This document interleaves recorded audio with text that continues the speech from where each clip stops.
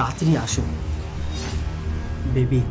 আমার বউ কিন্তু দুদিন পরে আসবে, তাই এই দুদিন আমরা যত মজা করার করতে পারি, বুঝলে? ঠিকই বলেছো। তোমার বউয়ের জন্য না আমি ভীষণ বিরক্ত হয়ে যাই। তোমাকে তো ঠিকঠাক টাইম দেয়ও না, আর তোমাকে ডিভোর্সও দেয় না যাতে তুমি আমাকে বিয়ে করতে পারো। তোমাকে কবে ডিভোর্স দেবে বলো তো?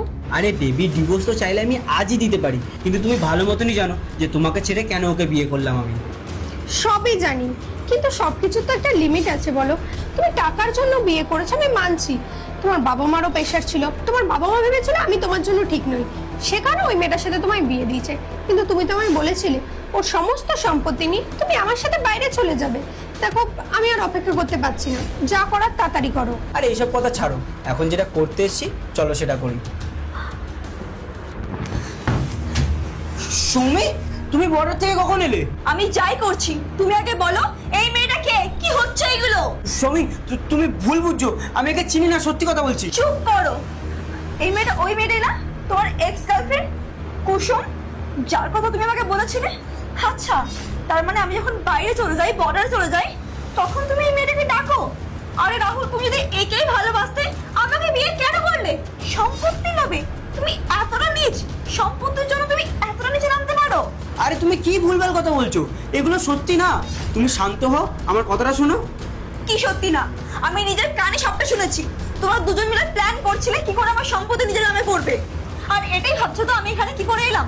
আমি তোমাকে সারপ্রাইজ দেবো বলে এসেছিলাম, আর নিজে যে সারপ্রাইজ হয়ে যাবো আমি ভাবতে পারিনি রাহুল। আর এখানে আসার আগে মালতী আমাকে সবটাই বলে দিয়েছিলাম, নাহলে বুঝতেও পারতাম না তোমরা দুজন এরকমটা। আরে ম্যাডাম, আপনি এখানে? আপনার তো দুদিন পর আসার কথা ছিল, তাহলে এখন কি করতে এসেছেন? আরে হ্যাঁ, আমি তোমার দাদাকে সারপ্রাইজ দেবো তাই চলে এসেছি। কেন, কিছু হয়েছে? কিন্তু সাহেব তো জানে আপনি দুদিন পরেই আসবেন, তাই জন্য সাহেব তো সাহেবের রুমে তার গার্লফ্রেন্ডকে নিয়ে এসেছে। কি কি বলছিস তুই? হ্যাঁ ম্যাডাম, আপনার যদি বিশ্বাস না হয় আপনি গিয়ে দেখুন না, ওরা একই রুমের মধ্যে শুয়ে আছে। তার মানে আমি যখন বাইরে থাকি, বর্ডারে থাকি, দেশের সেবা করি, তখন ও এইসব করছে। আজ ওর একদিন কি আমার একদিন।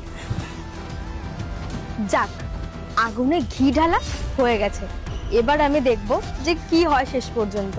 আর একটা টপিকও পেয়ে গেছি অন্য বাড়িতে গিয়ে গল্প করার। যাই। আর তুই তুই যদি সত্যি ওকে ভালোবাসতিস তোকে বিয়ে করতে পারতিস না? আমার লাইফটাকে কেন নষ্ট করলি শুধুমাত্র সম্পত্তির জন্য? দেখো, আমাদের দুজনের বিয়ে হওয়ার কথা ছিল, কিন্তু ওর ফ্যামিলি প্রবলেম ক্রিয়েট করেছিল আর বলেছিল ও যদি তোমাকে বিয়ে না করে ও কিচ্ছু পাবে না বাড়ি থেকে, একটা টাকাও পাবে না। আর সব মেয়েই চায় না তার একটা কমফোর্টেবল লাইফ হোক, সেই কারণে ও